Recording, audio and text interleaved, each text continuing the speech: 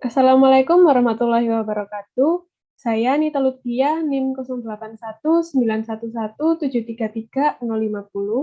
dari Prodi Teknik Biomedis Universitas Airlangga. Pada kesempatan kali ini, saya akan menjelaskan materi mata kuliah medan elektromagnetik terkait konsep dasar potensial listrik. Yang pertama, kita akan membahas karakter dari medan listrik terlebih dahulu. Medan listrik memiliki karakter curless atau nilai curl-nya sama dengan 0. Diketahui terdapat sebuah muatan titik pada gambar ini yang memiliki nilai E sama dengan 1/4 pi epsilon 0 dikali Q dibagi R kuadrat dikali vektor satuan dari R. Persamaan ini merupakan persamaan dasar dari medan listrik. Selanjutnya yaitu terdapat lintasan ABC yang memiliki persamaan medan listrik yang bergantung pada koordinat bola. Sehingga persamaan medan listriknya menjadi Q/4pi epsilon 0 dikali 1/RA dikurangi 1/RB, di mana RA merupakan jari-jari dari pusat koordinat menuju titik A, sedangkan RB merupakan jari-jari dari pusat koordinat menuju titik B. Jika lintasan tadi bersifat tertutup, maka nilai RA dan RB akan sama. Sehingga nilai integral dari EDL antara A hingga B akan 0. Begitu juga dengan nilai integral tertutupnya, sehingga integral tertutup dari del cross E akan sama dengan 0. Sehingga konsep pertama dari potensial listrik adalah VR merupakan suatu medan dengan satuan Newton meter per kolom, di mana medan listrik sama dengan plus minus dari del VR. Selanjutnya kita akan menganalisis tanda hitung yang cocok untuk menghitung potensial, apakah plus ataukah minus. Pertama-tama, kita substitusikan dahulu persamaan dari EDL menjadi 1/4pi epsilon 0 dikali Q dibagi RA dikurangi Q dibagi RB. Untuk menghitung potensial suatu listrik, maka kita bisa gunakan salah satu titik saja, misalkan pada A. Maka persamaan potensial listriknya akan menjadi VRA sama dengan integral EDL antara A hingga R besar, di mana R besar ini adalah titik referensi. Sehingga nilainya akan menjadi 1/4pi epsilon 0 dikali dengan Q dibagi RA.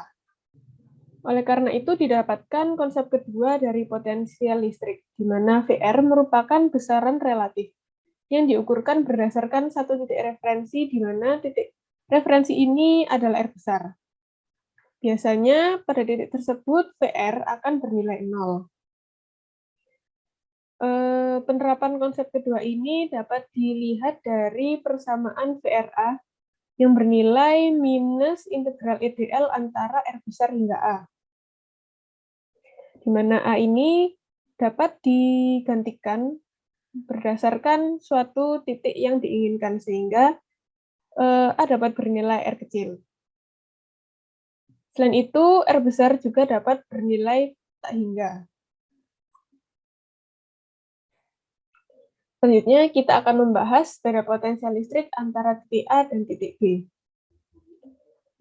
Beda potensial ini dapat diukur dengan mengurangi potensial listrik pada titik B dan titik A. Diketahui bahwa persamaan umum dari potensial adalah minus integral EDL antara R besar hingga R kecil. Karena muatan yang diukur kali ini adalah B dan A, maka R kecil digantikan oleh B dan A. Sehingga didapatkan nilai VB dikurangi VA sama dengan minus integral EDL antara A hingga B. Kemudian VB dikurangi VA sama dengan integral del V dikali DL antara A dan B. Penggunaan del V ini disebabkan karena nilai dari medan listrik sama dengan plus minus dari del V. Jika dilakukan substitusi, maka integral del V dl antara A dan B sama dengan minus integral EDL antara A dan B. Sehingga E sama dengan minus del V. Oleh sebab itu, dapat disimpulkan pada konsep 3 ini, yaitu hubungan medan listrik dan potensial listrik dapat menggunakan tanda minus. Berikut ini merupakan contoh penerapannya pada persamaan Poisson, di mana diketahui bahwa E sama dengan minus del V, dan del E sama dengan rho dibagi dengan epsilon 0. Selanjutnya, dilakukan substitusi pada E yang bernilai minus del V, didapatkanlah nilai minus del kuadrat V. Sehingga nilai del kuadrat V sama dengan minus rho dibagi epsilon 0. Selanjutnya kita akan membahas mengenai potensial listrik bagi distribusi muatan terlokalisir. Dapat diketahui bahwa persamaan umum dari VR adalah minus integral antara EDL dari 0 hingga R. Karena muatan ini bersifat terdistribusi, maka batasannya berubah menjadi tak hingga R. Sehingga dapat disubstitusikan persamaannya menjadi minus 1/4 pi epsilon 0 integral dari Q dibagi R aksen kuadrat dr aksen antara tak hingga R. Didapatkanlah persamaan akhir, yaitu VR sama dengan Q dibagi 4 pi epsilon 0 dikali dengan R. Berikut merupakan contoh-contoh dari distribusi muatan yang terlokalisir. Jika potensial yang diukur berupa sumber muatan satu titik, maka persamaan VR-nya adalah Q dibagi 4 pi epsilon 0 dikali R, di mana R ini adalah jarak dari titik terhadap medannya. Selanjutnya, jika sumbernya berupa muatan banyak titik, akan digunakan operasi sigma, yang merupakan penjumlahan dari titik-titik tersebut. Dan yang ketiga, terdapat sumber muatan berupa volume.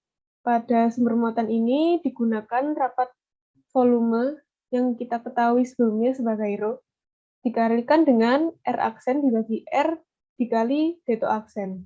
Dan operasi ini dihitung menggunakan operasi integral. Selanjutnya yaitu jika sumber muatannya berupa garis. Diketahui bahwa dq memiliki nilai sama dengan lambda dikali dl, di mana lambda merupakan rapat muatan Q dibagi dengan L atau panjang.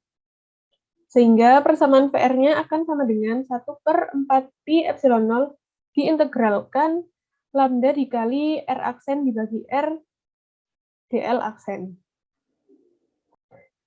Selanjutnya yaitu menghitung potensial listrik pada sumber muatan yang berupa permukaan.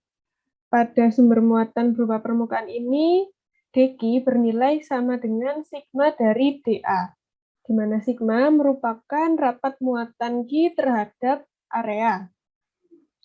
Sehingga didapatkan VR sama dengan 1/4 pi epsilon 0 integral dari sigma dikali R aksen dibagi R dikali dengan dA aksen.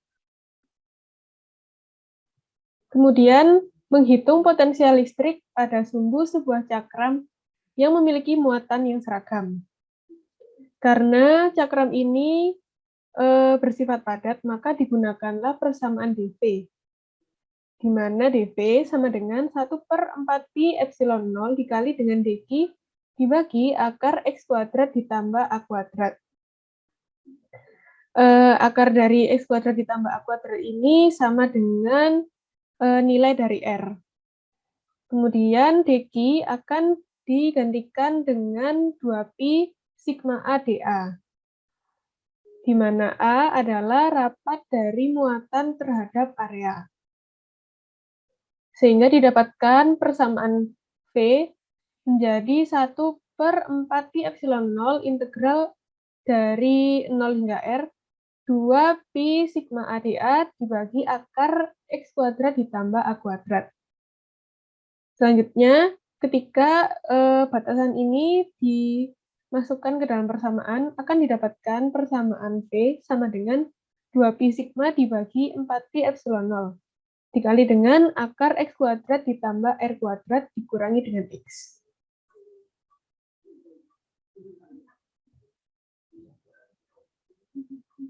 Selanjutnya yaitu menghitung potensial listrik pada kulit bola yang memiliki muatan dengan jari-jari sebesar R besar. Untuk menghitung potensial listrik pada bidang ini digunakan persamaan VR sama dengan 1/4 pi epsilon 0 integral dari sigma dibagi R dikali dA aksen. Nilai R dapat dihitung berdasarkan vektor dari R besar dan Z, sehingga nilai R sama dengan akar R kuadrat ditambah Z kuadrat dikurangi dengan 2RZ cos theta aksen. Di sini nilai dA aksen mengacu pada koordinat bola, di mana dA aksen sama dengan R kuadrat sin theta aksen D theta aksen D pi aksen.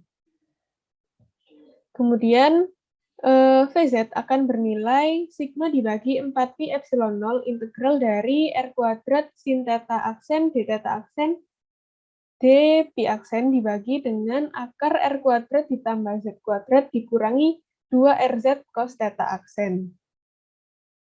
Kemudian persamaan ini akan dihitung integralnya berdasarkan koordinat bola. Sehingga didapatkan persamaan akhir dari VZ sama dengan sigma R dibagi 2Z theta 0 dikali dengan akar R ditambah Z kuadrat dikurangi akar R dikurangi Z kuadrat. Nilai dari akar R dikurangi Z kuadrat sama dengan mutlak dari R dikurangi Z. Untuk R lebih dari Z, maka nilainya menjadi R dikurangi Z. Sedangkan untuk R kurang dari Z, nilainya akan menjadi minus R dikurangi Z. Ketika R lebih dari Z, maka muatan berada di dalam kulit bola. Sehingga persamaan R dikurangi Z akan disubstitusikan ke dalam persamaan awal, dan didapatkan persamaan VZ sama dengan sigma R dibagi epsilon 0. Kemudian untuk keadaan di mana R kurang dari Z, maka muatan ini akan berada di luar kulit bola. Sehingga akar R dikurangi Z kuadrat akan bernilai Z dikurangi R.